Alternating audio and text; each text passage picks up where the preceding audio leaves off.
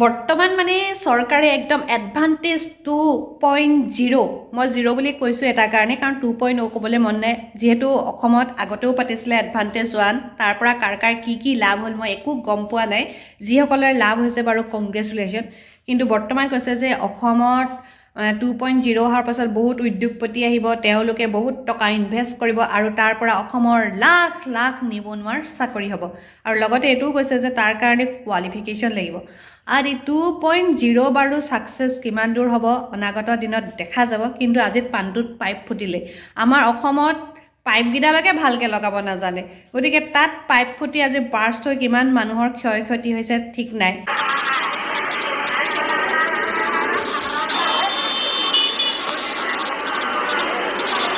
কিন্তু এতিয়া কৈ আছে যে এডভান্টেজ আসাম বনাই একেবাৰে কেনেকুৱা ৰাস্তা বনাব বলে একেবাৰে তৰণি নাই আৰু যি গিটা বস্তু আছে সেই গিটাকে যদি ঠিকঠাক কৰি ভাল কৰি লয় তেতিয়াও বহুত এনেকুৱা টুপ দি আছে মানুহ আৰু কিছুমানে তো ভিডিও বনাইছে হেৰি হেনো অসমখন বলে হেনো দুবাই বনাব দুবাই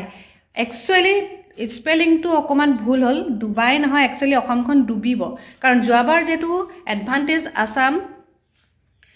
1.0 পাতিছিলে তেতিয়া তাৰ পাছত আমি দেখা পাইছিলো যে আম্বানি সিৰিয়া বিশেষকৈ আমাৰ অসমৰ সিৰিয়াখানাৰ পৰা বহুত বস্তু সাপ্লাই হৈছিল যেনেকে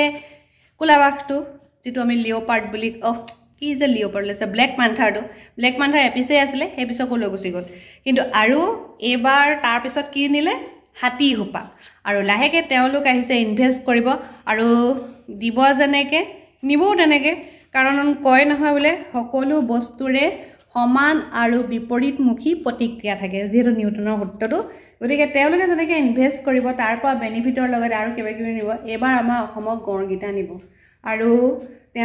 আমাৰ মাননীয় মুখ্যমন্ত্ৰী ডাঙৰীয়াই কৈছে যে আমি অকল মানে আবেগিক হৈ থাকিলে নহব যে আমি ইয়াত চাকৰি পাবই লাগিব তাৰ কাৰণে মানে আমাৰ হেৰি লাগিব কোৱালিফিকেশন লাগিবলে হলে তো পঢ়িব লাগিব কিন্তু আমাৰ চৰকাৰে কেতিয়া পঢ়া সময়ত কি পাতে নাচ গান যোৱাবাৰ পাতিলে একেবাৰে বিহু ওৱৰ্ল্ড ৰেকৰ্ড কৰিবৰ কাৰণে একদম 3-4 মাহৰ পৰা বিহু নাচি লৰা ছোৱালীক মানে পঢ়া শুনা পৰা আঁতৰাই ৰাখিলে আৰু 3-4 মাহকে যদি পঢ়া পৰা আঁতৰি থাকে লৰা ছোৱালীয়ে কোন ফালে কি কৰিব সিহঁতে সবৰেটো চখ থাকে না গিনিজ বুকত মোৰ নাম এটা উঠিব একচুয়ালি চকলেট খায়ও গিনিজ ওৱৰ্ল্ড ৰেকৰ্ড কৰে এখন আখিৰ পাত মোজা পিনিও গিনিজ ৰেকৰ্ড কৰে কেদিনমানৰ আগতে আম পাত দেখিলা যদি দীঘল আপোনালোকৰ বাৰীত আছে তেনেহলে আপোনাৰো গিনিজ ওৱৰ্ল্ড ৰেকৰ্ডত নামটো থাকি যাব পাৰে গতিকে এনেকুৱা ৰেকৰ্ড বিলাক কৰি কাৰ কি লাভ হৈছে নাজানো এতিয়াতো ঝুমুৰ নৃত্যৰ কাৰণে মই হেতু বেয়া পোৱা নাই যে কিবা এটা সমগ্ৰ বিশ্বতে দেখিছে যে আমাৰ অসমৰ এনেকুৱা কৃষ্টি সংস্কৃতি মই হেতু বেয়া পোৱা নাই কিন্তু তাৰ পৰা আমাৰ লাভ কি হ'ল ইমান মানুহৰ কি লাভ হৈছে ককচোন কিছুমানেতো পৰীক্ষাও নিদিলে বা হাই সেকেন্ডাৰী পৰীক্ষা বহুতে নিদি পাহানি ঝুমুৰ নাচিব গুছি গল লাভ কাৰ হ'ল এবিলাকৰ পৰা উন্নতি কপা হ'ব তাৰ পিছত কব বলে অসমৰ মানুহ বলে চাকৰি নাপায় যিবিলাক বলে তাৰ কাৰণে এলিজিবল হেবিলাকে পাব বলে সিহঁতে ইনভেষ্ট কৰি বলে কৰিব সিহঁতৰ প্ৰফিটৰ কাৰণে কালি আমাৰ মাননীয় মুখ্যমন্ত্ৰীয়ে কৈ আছে যে আমি সিম্পেথিত গলে নহব মানে আমাৰ যেটো তাৰ কাৰণে দক্ষতা লাগিব হেখিনিও আমাৰ হ'ব লাগিব হ'ব কপা 3 মাহ দিন ধৰি যদি আপোনালোকে পঢ়া শুনা পা ল'ৰা ছোৱালীবোৰক কটুৱাই ৰাখে এইবাৰ 3 মাহ হিবাৰ 3 মাহ যেটো পৰীক্ষা হোৱা আগে আপোনালোকে পঢ়িবলৈ নিদিয়ে ল'ৰা ছোৱালী উন্নতি কপা হ'ব আৰু যেটো বিষয়ত উন্নতি কৰিব লাগে পঢ়া শুনাৰ যেটো সিস্টেম হেতু আপগ্ৰেড কৰিব লাগে হেখিনি নকৈ যদি এনেকে নসুৱাই থাকে আকৌ মই কোনোবাই এটো ওৱৰ্ল্ড ৰেকৰ্ড কৰিছে একো বেয়া পোৱা নাই কাৰণ বিশ্ব দৰবাৰত চিনাকি হৈছে মই এটো বেয়া পোৱা নাই মই এটো কাৰণে কৈছো যে আমি যদি নাচ গানতে এনি টাইম বিজি হৈ থাকো হেবিলাকৰ যদি প্ৰতি আপুনি যেটো মানে হেৰি দেখালে যে এটো কৰিবই লাগিব যদি হেতু হাৰত আপুনি যদি কলেহেতেন বলে এটো ডিপাৰ্টমেন্টৰ কাৰণে এনেকুৱা বস্তুবোৰ জানিব লাগিব বলে ধৰক এটা ইঞ্জিনিয়াৰ বহুত লাগে আপোনাৰ সেমিকন্ডাক্টৰৰ কাৰণে কেনেকুৱা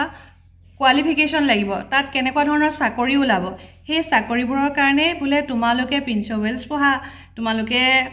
ইঞ্জিনিয়াৰিঙৰ কাৰণে প্ৰিপাৰেচন কৰিব লাগিব কিবা কিবি লাগিব হেবিলাকৰ ওপৰত গুৰুত্ব দিবলৈ এটো পঢ়িবই লাগিব এনেকুৱাবোৰ কোৱা হলে ভাল লাগিলহেতেন ইটুক নসুৱাইছে হিটুক নসুৱাইছে ইয়াৰ পিছত বেলেগ নসুৱাই বিশ্ব ৰেকৰ্ড কৰিব এইবোৰ মোৰ মনৰ কথা কৈ দিছো আজি সকলোতকে হাঁহি উঠিছে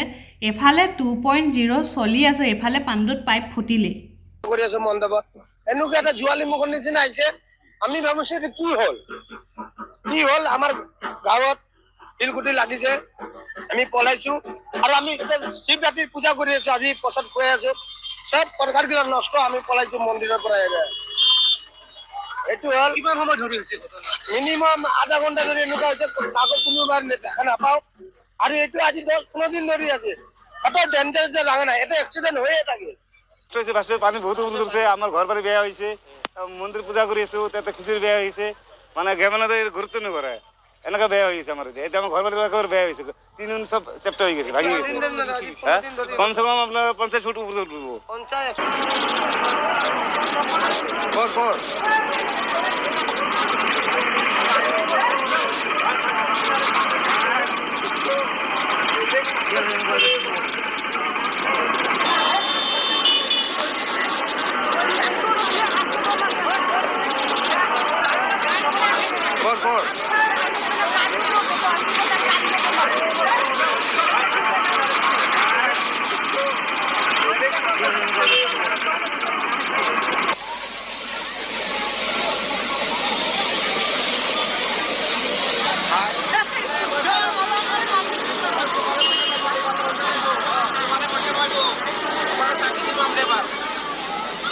আমি পূজা 50 ফুটের উপরে বেশি হবো, 60 ফুট হবো, মানে উপরে উঠেছে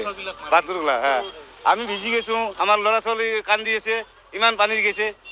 মানে ঘৰ একেবাৰে বেয়া হয়ে গেছে আমাৰ। আমি এতিয়া শিৱ পূজা চলি আছে আমাৰ, আজি প্ৰসাদ বনাই আছো, আমি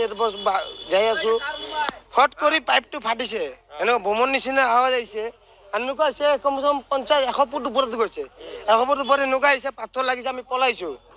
আৰু আজি 10-15 দিন ধৰি এইটো দেখাই পাই আছো, এই জেগাটো এটা লাল ফ্লেগ নাই, খালি এটা পাথৰ দি, পাথৰ ইটোও আছে ডাঙৰ পাথৰটো, এইটো দি এনেকুৱা ৰাখিছে, এনেকুৱা ৰাউণ্ড চলি আছে। আৰু আজি হঠাৎ কৰি এনেকুৱা হ'ল, আমি পূজাৰ প্ৰসাদ মানে খিচুড়ি বনাই সব শেষ, সব তাতে পাথৰ পৰি একে শেষ, আৰু আমি পলাইছো। আমাৰ ইফালে পানীয়ে পানী, মানুহ এনেকুৱা কান্দি দিছে, এনেকুৱা অৱস্থা হৈ গৈছে। এই গেমন না জায়গা এইটো নাজানো, এনেকুৱা কৰি আমি কৰি আছে।